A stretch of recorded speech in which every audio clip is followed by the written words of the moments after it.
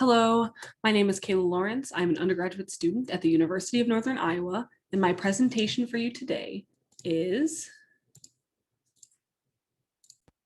Into the Unknown, not you, Elsa, but Into the Unknown, Masquerading Fear and Over the Garden Wall. So my study focused on how in Over the Garden Wall, the fear experienced by the main protagonist, Wirt, was then expressed by him and reflected into this fantastical world called the unknown.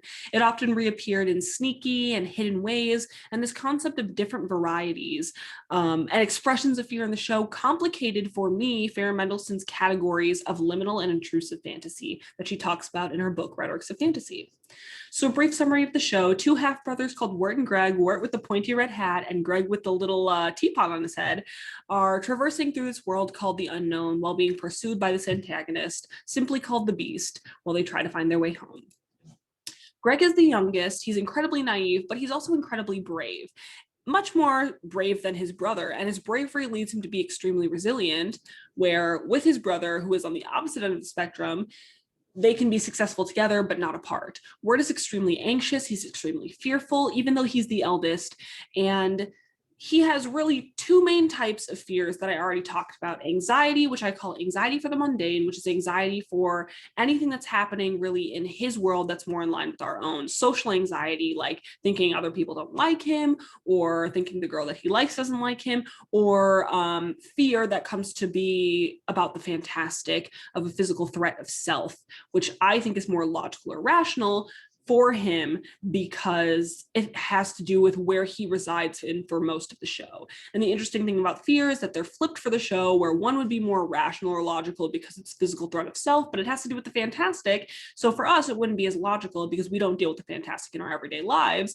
And then anxiety, which we would think is more rational or which we would think is more irrational or illogical, is more illogical for him because he's not dealing with it for the majority of the show.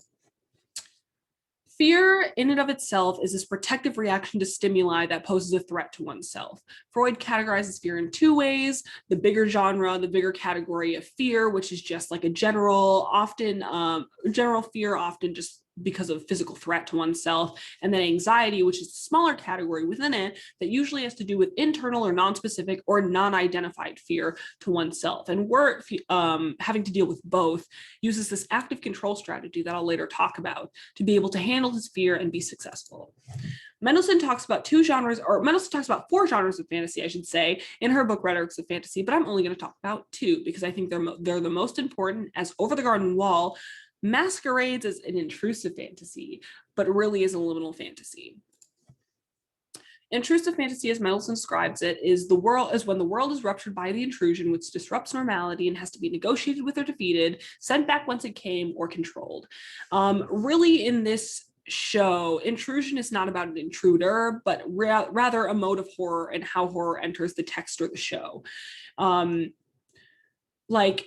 For the show, there are two main things that intrusion really encompasses, and Farah Mendelssohn says these are the two characteristics of intrusion that really define it differently than other genres of fantasy: latency and escalation. And latency is this suspended state of an accumulation of data in which mostly is sensory, where we might accumulate data, but the data may have some elements in which visuals are withheld or events are withheld. So we learn about the horrors, and then there is the escalation, which is the release of the tension that latency built, where we are able to make sense of the information that we gathered and analyze it in a way that deepens our sense of the horror that occurred.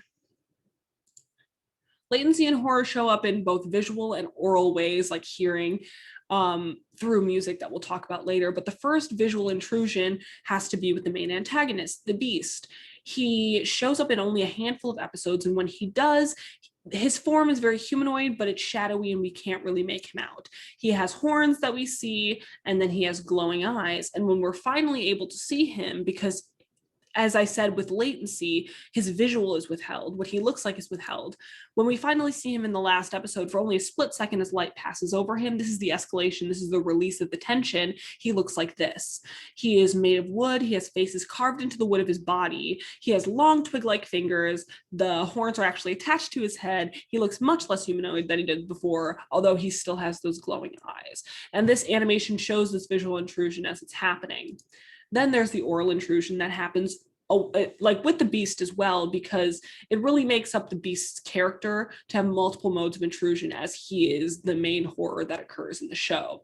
The oral intrusion happens for the beast with two songs that he sings, one being called The Jolly Woodsman and one being called Come Wayward Souls. One is the tension together. Together they do this tension release where one is the tension and one is the release.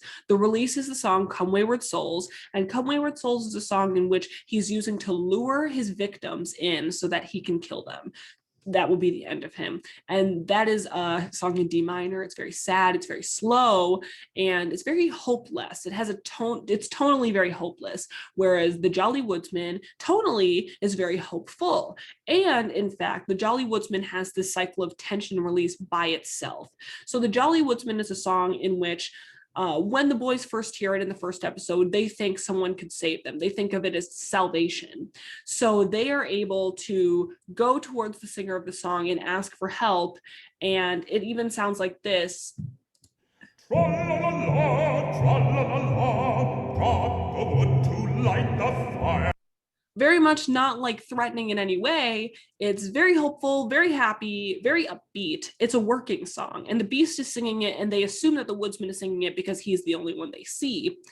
But then later when they hear the song, they now have different information from other people in the unknown in which they think, and everybody else thinks, that the woodsman is the beast.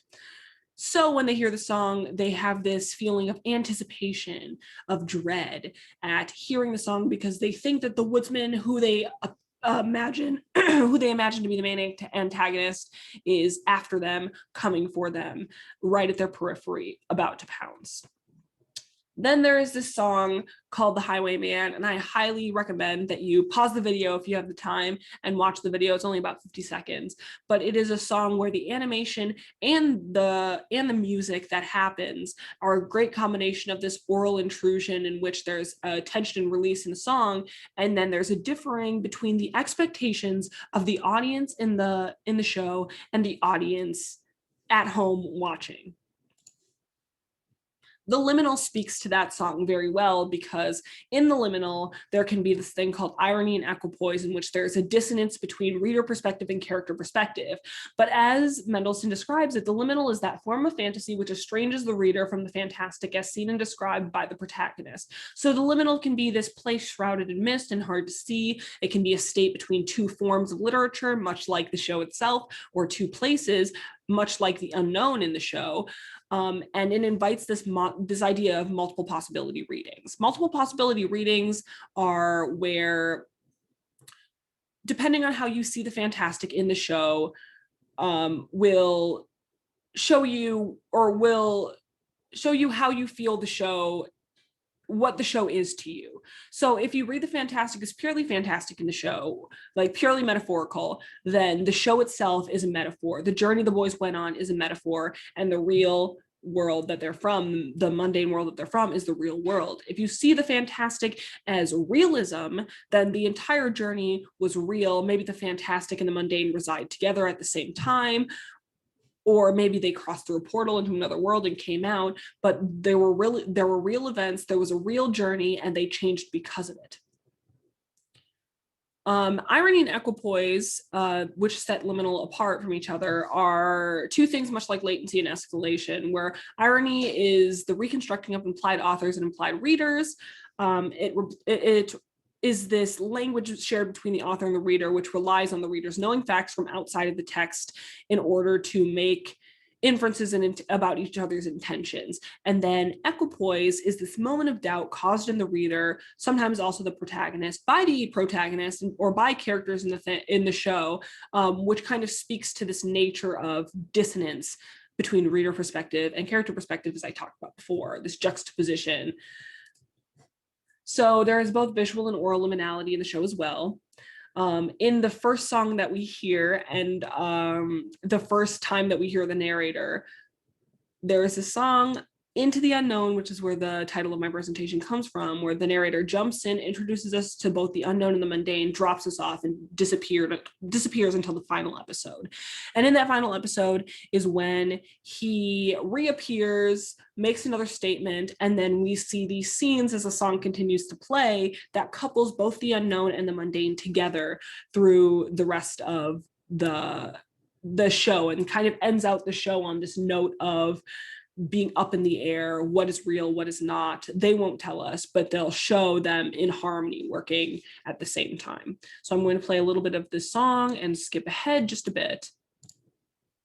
Not how the gentle wind beckons through the leaves as autumn colors fall. Somewhere lost in the clouded annals of history lies a place that few have seen. A mysterious place called the Unknown, where long forgotten stories are revealed to those who travel through the wood. And then at the end of the show, right before the song starts to play again, the narrator says, and so the story is complete and everyone is satisfied with the ending, and so on and so forth, and yet over the garden wall. And so then we see the scenes, and I have linked that below the full song with all of the scenes. It does not include the narrator speaking, but it shows the combination of both of them happening at the same time, where it allows you to make that multiple possibility readings. What is real, what is not, because they don't tell us what is real, but they show us both. And then there is this idea of how Wirt reacts to the fantastic. When he first comes across the fantastic, it's in the form of this bluebird that becomes a reoccurring character in the show named Beatrice, and she speaks to him, and he's not used to speaking birds, so he freaks out and he's scared, which we expect of Wirt because he's a very anxious person. But then after that, he stops reacting in that way. He no longer reacts in a very scared or anxious way, and that causes that dissonance between what we should expect and what he does. Then there's also this idea of Wirt's anxieties being expressed through visual animation that causes that liminality. Because when he's in the unknown, he rarely expresses his anxieties, but his anxieties are important, and when they are expressed, it's usually from the world, what artists might call the world of the visible to the invisible. So on the character, when a character might be expressing that they're nervous and they sweat on their face, the world of that would be the world of the visible, and the world of the invisible would be sweat beads surrounding their head that another character might not see, but that exists to tell us that he's nervous, and they become part of the background. So Wirt's anxieties are expressed much in the same way, where when he's talking about his anxieties, the screen behind him, or I guess the background behind him, gets dark, gray, muted colors, seems hopeless, has a tone of depression or overall anxiety, and that's the movement from the visible on him to the invisible. And then there's this idea of masquerading. Everything in the show masquerades, just as the show itself masquerades as an intrusion, but really is a liminal fantasy. And fear often masquerades as something else in the show, which is why I would say masquerades are the main tool used in the show to show anything. Death disguises itself as life, like in the example below, where skeletons of dead people masquerade as pumpkin people, and the boys even dig up some of the skeletons and then watch them put on the pumpkin costumes, where death itself, one of the biggest fears that you can possibly have of the mundane, masquerades as life, masquerades as the opposite, as good. And then danger and evil masquerades itself as salvation and hope, much in the way that the beast masqueraded as the woodsman, or how the beast masqueraded as trying to help the boys, when in fact he wasn't trying to do that, but he does come across as, oh, I am this hopeful person, I am trying to help you. And then finally, the most important problem in the entire show, and Wirt's anxieties specifically, masquerade as secondary, where the boys trying to get home is the main plot arc, and instead it masquerades as secondary to the plot arc of them wandering around the woods. And then Wirt's anxieties are secondary to his fear of the unknown, but his anxieties are what got him and his brother there in the first place. And obviously the solution to getting out is the boys getting home, so that isn't secondary. Finally, there's this idea of hope in Over the Garden Wall. The boys being placed next to one another, even though they're at opposite ends of the spectrum of fear, is just so hopeful. When Wirt at the end of the season even migrates more to the middle of that spectrum, he begins to triumph much in the way that the two boys did at the beginning because they balanced each other out. And Wirt uses this active control strategy to be able to control his fear, to become calm and rational when he needed to be. So I say, use this hope to benefit us. In times like these, with the current pandemic and the recurring instances of social injustice and whatever form of fear or uncertainty we may face, or whatever unknowns we may encounter, there's a message of hope in Wirt and Greg traversing the unknown together, and Wirt's evolution at the end of the show.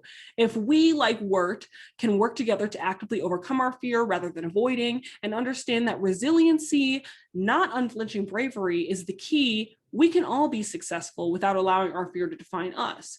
We all have the capability and the capacity to be an end of season Wirt. And I leave you with my last two works cited pages.